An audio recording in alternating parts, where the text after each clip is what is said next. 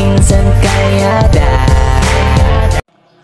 Hello mga kalingapa, isang magandang umaga po sa inyong lahat. At yan, kung bago pa lang po kayo sa aking YouTube channel, ako po si Vincent Kalyada. Paki-like and share po nitong video ito para mapalawak pa po natin ang pagtulong po sa mga taong nangangailangan. At huwag niyo pong kalimutan na pindutin po notification bell para lagi po yung updated po sa aking mga bagong upload. So ngayon mga kalingapa, nandito tayo kay Nanay Maribeth para iabot po ang pinapabot ni Ma'am CNC South Dakota, USA. Nagpabot po siya ng 4,000, yung 3,000 po para sa panggamot at yung 1,000 para sa mga bibilin niya po ang pangangailangan. So para mga kalingap, kamustahin po natin si Nanay Maribeth. Tara po. Ay, mga kalingap, sana nandito si Nanay Maribeth. Kung naglabas si Nanay Maribeth Tao po. Nay! Ay, si Nanay Maribeth, mga kalingap po. Kamusta na po Nanay Maribeth? Na ito lumalaban sa hirap ng buhay. Laban po sa hirap ng buhay. Parang naglaba po kayo. Daming nilaban Ba't nasabi niyo Nanay na lumalaban sa hirap po ng buhay? May problema po? Kasi wala kami pinagkukunan ngayon. Wala po kayong pinagkukunan. Yung pinahirap na sitwasyon, Nanay, naintindihan ko naman po kayo. Sa katulad mo Nanay, hindi ka makapagtrabaho dahil sa kalagayan niyo. Ba't Nay? Hiyak na. Hindi ka Iner. Iner. Dapat ka na kay mama mo. Suklay ng bilis. Bakit Nay? Ba't napaiyak po? Ano pong iniisip Nay? Sobrang lang. Malungkot Nay.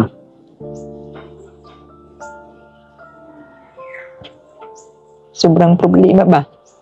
Sobrang problema. About saan po Nanay?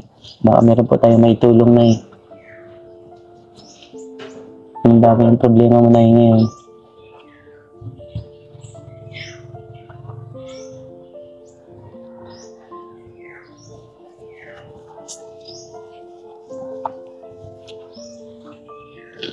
Sa financial.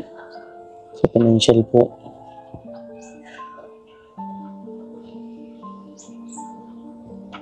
Hindi niya alam kung saan po kayo kukuha ng panggastos po.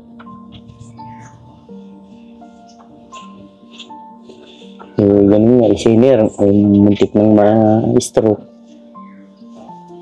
Paano yan Hiner? Mahirapan na si mama mo. Hindi niya alam kung saan siya kukuha ng panggastos. Okay. Kaya po nag-apply ako ngayon kayo. Interview ko po mamaya. Anong in-applyan niya? Ano po sa... Ano po dahil? PSP po. PSP. Sa may saan? Dait? Di po sa Pamurangon po. Pamurangon. So, kaya mo yun. Galingan mo para makapasok ka sa trabaho. Kasi si mama mo, iniisip yung pangangailangan nyo, yung pinansyal. Kumbaga, hirap na. Alam ko, naiintindihan mo ang sitwasyon ninyo. Gaya ngayon, si Nanay hindi makapagtrabaho dahil sa kanyang kalagayan, sa kanyang nararamdaman. Buti kung malakas si Nanay at kayang-kaya niyang magtrabaho. Ngayon, hindi niya kaya magtrabaho dahil sa nararamdaman niya. Sunod-sunod na problema ang dumating sa buhay ninyo. So, walang ibang aasahan si Nanay Maribeth kundi ikaw, Hiner. Kasi ikaw yung nakakatandang anak niya. So, ano mga plano mo ngayon? Trabaho lang muna po. Ganyan niya po. May tapos din kami. Tapos so, yun yung tanging paraan. Titigil ka muna sa pag-aaral para lang makapagtrabaho. Para meron kayong pagkukunan. Napakahirap Yan yung bagay na tinatawag na sacrifice. Sakripisyo. Kailangan mo na magsakripisyo. Alang-alang sa pamilya mo. Normal yan sa isang tao, Hiner. Pinagdadaanan yan. Kaya, Hiner, ano ko sa iya, huwag kang magdamdam kung ganyan yung kalagayan ni mama mo. Hindi naman baga ginusto ni mama mo na magkaganyan siya. Ngayon, ikaw ang kailangan niya. Diba? Sana wag dumating sa point na kahit kumikita ka na ng pera, wag mong ibabaoy kay mama mo, sa mga kapatid mo. Parang wag mong ibabaling ba yung parang tatrabaho na para sa inyo, kasi inyo ganyan. Wag ganun ha. Kasi kung matatandaan mo, Hiner, nang bata ka pa, si mama mo, inasikaso ka niyan. At pagtanggal ng mga dumi mo, ihi mo, siya nag-aasikaso. Kaya, yung sakripisyong inano ng magulang mo, palitan natin yun. Ano? Kailangan ka ngayon ng mama mo, Hiner. Diba? Basta, gawin mo yung sa part mo naman. Tapos ingatan mo ang sarili mo at ikaw baga, munti ka ng may blood, may stroke. Hayaan mo na eh. Wala mo naman bagang pagsubok na hindi kayang lampasan po baga. Tsaka, Nagdasal lang ramdam po ko man kayo. yun. Ano po? Ramdam ko man yun na nalalampasan man ang lahat. Nalalampasan din yun. So pa-college siya sana ano yun eh. So trabaho para lang kumita ng pera. Tama yan. Pero si Mark, ano yun, matrabaho yun. Sino po? Yung kapatid mo, Ito Napasok. ka-aral din po yan. maaral. Opo. Tama yan. Tsaga kayo. Tapos habang nagtatrabaho ka, pwede ka mag-ipon-ipon. Yung kasi ang mahirap kapag wala ng tatay din. Wala nagtatrabaho. Kaya kung nabubuhay pa siguro si papa mo, meron pang income, kumbaga. Yung nabubuhay po ba kasi yung asawa mo, nanay, meron pong kaya naman ang buhay-buhay po noon. Kaya naman, nakakapag, ayos-ayos naman ang buhay namin. So ngayon, nay, ano pong plano mo, nay? Na ganito ako, mag-aaral po, ay magtatrabaho yung anak mo. Ang ano ko, sana matanggap siya Sa trabaho po. kasi interview ko man lang yun. Hindi pa tayo doon sure. Pero, ano na yung sinasabi mo kay Hiner, na ganito yung sitwasyon natin, pasensya anak, mga ganun po. Ano pong pinapaliwanag mo sa kanya? Eh, sa akin po, pilit kong, gusto ko siya makatapos. Opo. Ang problema nga, pag ganito na nga yung sitwasyon na halos di ko nakayanin. Ay, naiintindihan man siguro niya yung ang buhay namin ngayon.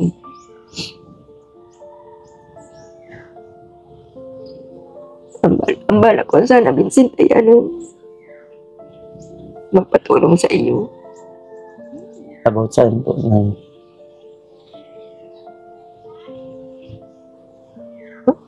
Ng pampurpunan. Ang puhunan po. Bakit ano po, nanay, ang naisip niyo pong anahin po? Matagatinda niya sa harapan. Tinda po sa harapan. Ano pong titinda niyo sana po? Mga luto tsaka Lutong ulam po. hmm, Magkano po ang inaano niyo pong budget po doon? Pwede din yun. Hindi ko pa nga maano kasi kailangan ko din ng mga lagayan na Okay. Sino po magluluto, na ikaw po? kaya ko man magluto basta't may gamot ako. Oo, maganda din yung business na ganun kasi siyempre na hindi ka na makapagtrabaho nga so kahit barabantay, magluto-luto, pwede yun. Sa akin, sariling trabaho na lang, hindi na mangangamuhat dahil hindi man ako tatanggapin sana. Yun po. Yung pang inaano mo na magkaroon ka ng sariling punan po. Kaya naman paikutin, nanay. Kaya man yun. Tama po yun. Isa pa, mapasukan baga. Opo. Kailangan naman ni Mark ng alawa sa araw-araw. Yung pang iniisip niya Pagkain.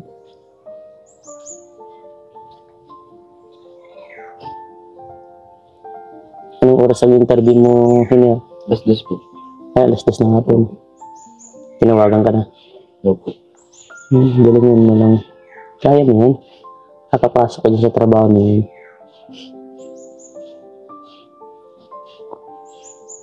Laban lang po, nanay. Malalampasan niya na po.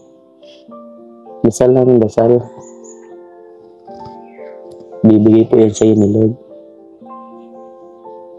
Alam ko pong nahihirapan ka na ngayon, nanay. At siyempre, gaya nga niyan, mapasukan. Nalilito ka po kung paano kumita ng pera. Kailangan pa rin umalis ng ano, Ano po, mga gamit sa ano, school po. sa school. Hindi ko Grabe. alam kung saan ako nakuha. Hindi niyo ba alam kung saan po kayo makakuha?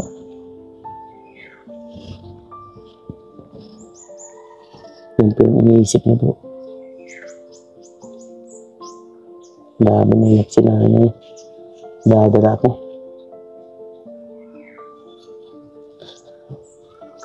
Bakit niya labis pa ang pag-iyak niya po?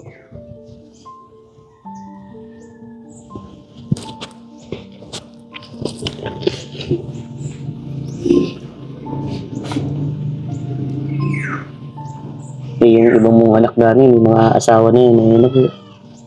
Kaya hindi na masyadong makatulong po sa inyo.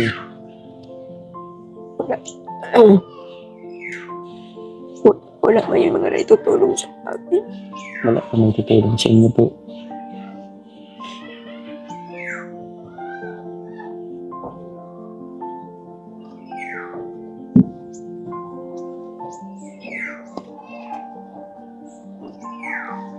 So, yun ang balak mo na, Hiner. Ang trabaho mo na. Tulong mo na kay mama mo. Basta, pag nagtatrabaho ka na, baka mag-asawa ka na agad. Hindi po. Kawawa man si nanay mo, tingin mo, nahirap na siya sa sitwasyon. Ganyan talaga ang magulang. Alam niyo ba, ang magulang, Hiner, hindi iniisip ang sarili. Ang iniisip niyan lagi, anak ka na, nanay. Wala na yung pakialam sa sarili. Ang laging iniisip niyan, anak, paano mabubuhay? Paano mapapaaral? Paano ang pangkain?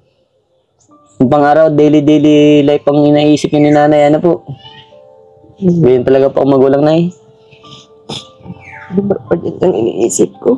Sobra pa po. Ay, grabe, di ba? Tayong mga anak lang, ang ano lang natin, tambay, laro, kung ano-anong gimmick. Bago din natin naiisip, yung magulang pala natin, grabe na pala ang sakripisyo, grabe na pala ang dinadamdam. Kaya dapat mga ganito yun, ipakita natin kung gaano ka-importante ang magulang. Gaano kahalaga ang magulang sa isang anak. Kaya sa lahat po ng mga anak dyan, pahalagan niyo po ang mga nanay at tatay niyo, mga magulang niyo. Dahil kung wala po sila, wala po tayo dito sa mundong ibabaw at di natin makikita ang ganda ng mundo. Diba? Kaya laging pasalamatan natin ang magulang. Kaya habang nabubuhay ang magulang, Hiner, paramdam nyo ang pagmamahal, kahit sa pagyaka, pag-bless, pagsabi ng mahal kita mama, mahal kita papa. Kasi doon mo lang mapapakita ang pagmamahal na hinahanap nila. Dahil karamihan sa mga kabataan, never maisabi ang ganong pagmamahal sa mga magulang. May isasabi lang kapag wala na. Kailan mo pa sasabihin pag wala na yung magulang? Diba? Kaya dapat habang nabubuhay ang magulang, iparamdam ang pagmamahal. Yung presence of love, dapat na andyan. Grabe na iyak si nanay. Nagdadala ako, nay. Alam ko po yung gusto niya iparating, nay. Kung gaano ka-importante ang mga anak niya. At ganoon din siguro po lahat ng mga viewers kung gaano ka-importante ang mga anak nila sa kanila, mga magulang. Kaya sa lahat po ng mga nanay at tatay dyan na nagsusumikap at lumalaban sa patas na buhay, maraming salamat po sa pagmamahal ninyo sa mga anak ninyo. Gabayan po kayo ni Lord at sana hindi po kayo magkakasakit. Yun po ang iniisip nyo, Nay. Puhunan, magkaroon ng puhunan, gamit ni Mark. Kasi si Ina, magtatrabaho man po, Hayaan nyo po, Nay. At kapag meron pong biyayang dumating, Nay, dadaling ko po para sa inyo. Huwag na po kayo maiyak, Nay. At meron pong pinapabot pala si Ma'am CNC po sa inyo, Nay. Ito po yung manting nyo na pinabibigay po sa inyo.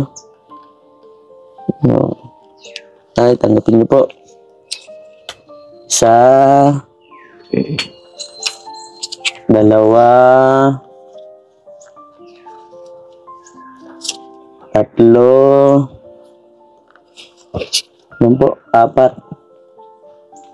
Yung nanay, yung 3,000, pambili niyo po ng gamot yan. Yung 1,000 nanay, pambili niyo po kung ano po makakain niyo po dito, Yan po yung monthly na tulong po sa inyo ni Ma'am CNC.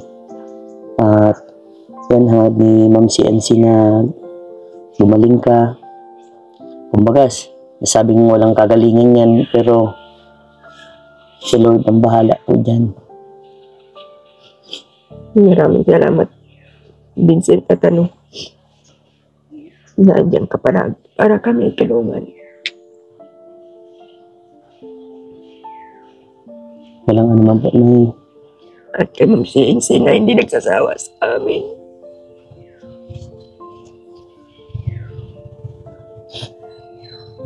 Sobra ng utang na loob ko sa inyo, Ma'am CNC.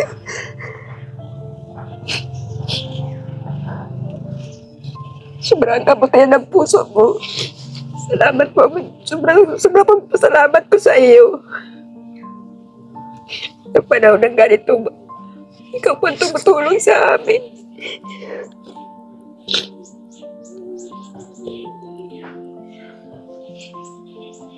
Kanina nga sabi ni Nel, kailangan ko niya mama ng panggasolina at may interview ako. Sabi ko, mangiram ka niya ng panggasolina mo hanggang kay yung sa kapitbahay.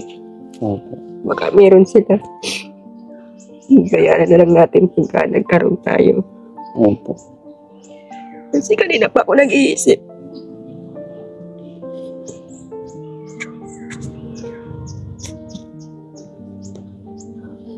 Humingi ako dun sa mga anak ko. Wala man din daw sila mga may bibigay.